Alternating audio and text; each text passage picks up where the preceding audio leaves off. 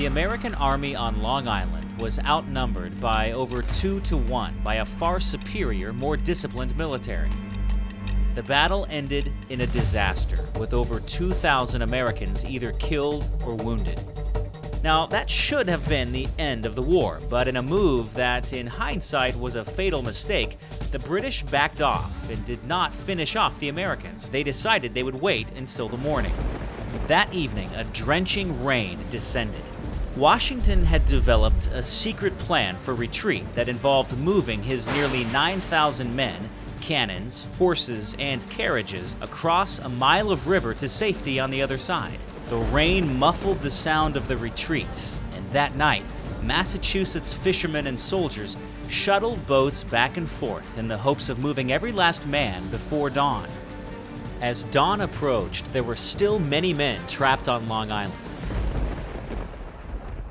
Multiple diaries from the time recorded what happened next. Major General Ben Talmadge wrote, "Those of us who remained in the trenches became very anxious for our own safety, and when the dawn appeared, there were several regiments still on duty. At this time, a very dense fog began to rise out of the ground and off the river, and it seemed to settle in a peculiar manner over both encampments.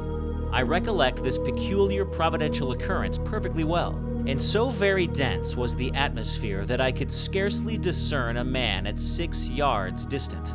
We tarried until the sun had risen, but the fog remained as dense as ever. Soon after, it lifted, and the British discovered that the entire American army had vanished, as if by a miracle. Indeed, Washington would also conclude that it was Divine Providence that had saved the Americans that day."